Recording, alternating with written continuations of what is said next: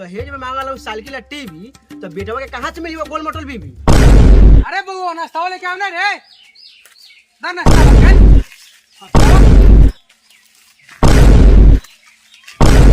चल कितना गरीब बा, किसका फोन आवत बा।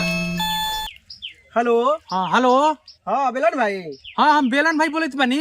का हो खेलन भाई, फेन तू हमरा जोरे खेले लगला कि पूरा गांव में कोनो के हमरा नियर घर द्वार हई। रे बुढ़वा ज्यादा बोल न तो टेल दे तुम खोजो। नहीं ए बउआ काम करे जाता है, 3 ताला बनाए बा, बेटा के बियाह कर लेता है, जरूर लेवेला बा, चलो बउआ बनाओ मसाला बनाओ। देख नो मशीन थोड़े है। अच्छा आराम से करो।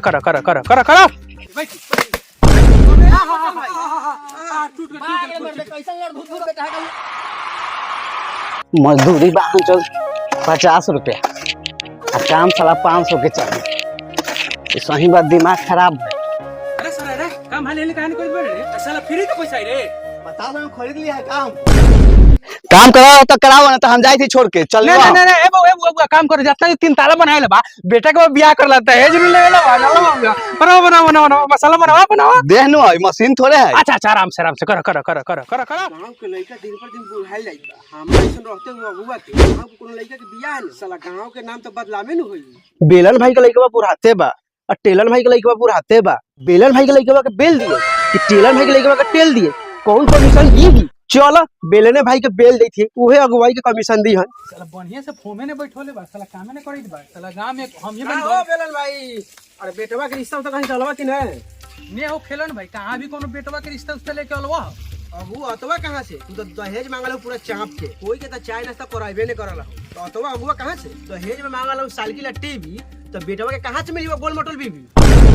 का हो खेलन भाई, फेन तू हमरा जोरे खेले लगला कि पूरा गांव में कोनो के हमरा नियर घर द्वार हई। बताओ तो तू पहले, हमरा जेते नहीं पूरा जवार में कोनो के दान हई। देखा तो अभी घर में मैंने हाथ लगौले। अच्छा ठीक बा बेलन भाई, देखा तोर बेटवा का ही रिश्ता तो बतावई तोरा के, ठीक बा? अच्छा ठीक बा, रिश्ता लेके आई हो, आ दहेज चाप के दियो भैया, आ दहेज में कोई जर्सी गायो दियो, तब नु दूध खाए चाप के।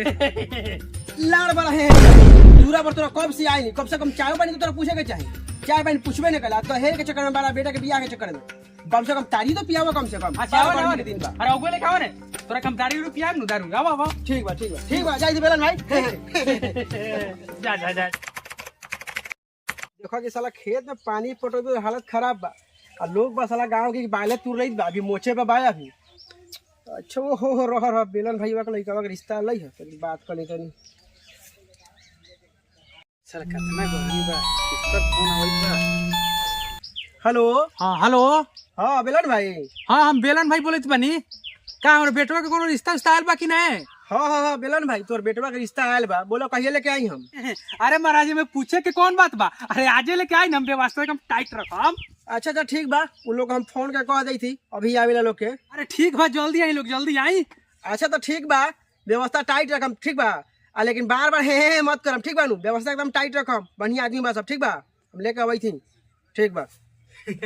बेटवा रे सज धज के तैयार हो अगुआ ए बाबू कहले मजाक केले मर, आज तक ले जोन अगुआ तुम तो भागिए गए। थोड़ा दहेजे के डिमांड के चलते अगुआ भाग जाले। नेरे बेटवा अब की तोर अगुआ ई खेलन भाई करैत हो, अब की तोर बियाह सेट होइए जाई। अरे हम पियकड़े मारिया, तू दहेज के लालची होइए बड़ा, यही से अगुआ भाग जाले।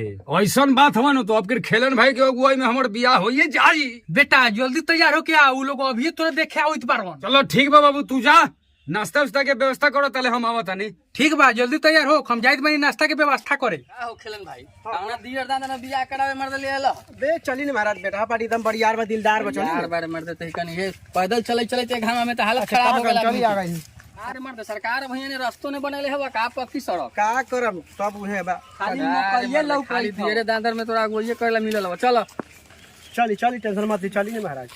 इतना देर हो गए ला, कब आई हम लोग? अच्छा नाम ले तो लोग आइए गल ना। आई प्रणाम बैठी लोग, बैठी आई खेलन भाई, बैठी लोग होगा, बैठी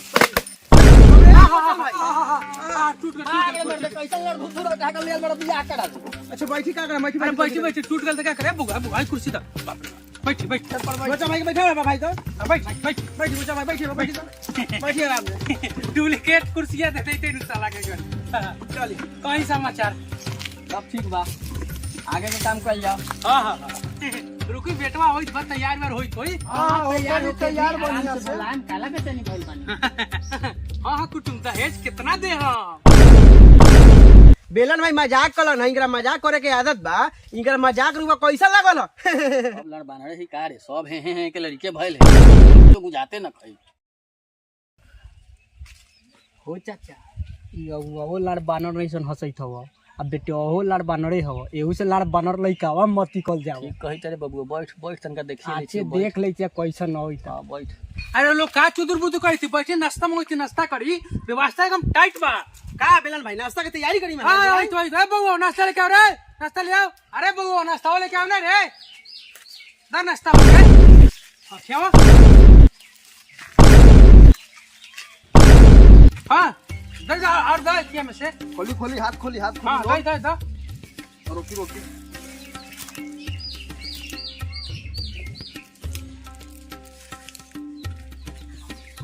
दा सब लोग का दा और दा खाई लोग अब का लाभ कर रहे खाई लोग।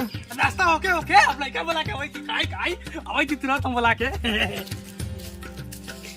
खाई लड़ बोला बे। अरे मुंह बारन नाश्ता है आई नाश्ता कौन नाश्ता कहीं हमरा बिगल कन बियाह करावे ले है चंडाल की नहीं दुकान सब बंद है। बाहर से मंगा के सब नाश्ता ही सब हे का लाड़ कले बार एकदम हे के जामल भइल बार दुकान बंद है अगुवाई करे चलल कौना बिगल कन लेल बार चंडाल की नहीं बैठी वही यार बैठी का रे अभी ले तैयार ना भइले दूरा पर कुटुम इंतजार करैत हमन हाँ बाबू 2 मिनट इंतजार कर तू चलो हम अवै थी ठीक बा जल्दी आवा दारू रू मत पिए जान ले हम आ जाइत बानी जल्दी आ अरे रोक ले तू पे मार लेवे तो तब नु अगुआ से बतियावे में बने ओइस बा लइका ओइस बा नाश्ता कोले नहीं लोग नु हां नाश्ता तो भाई आओ लइका आओ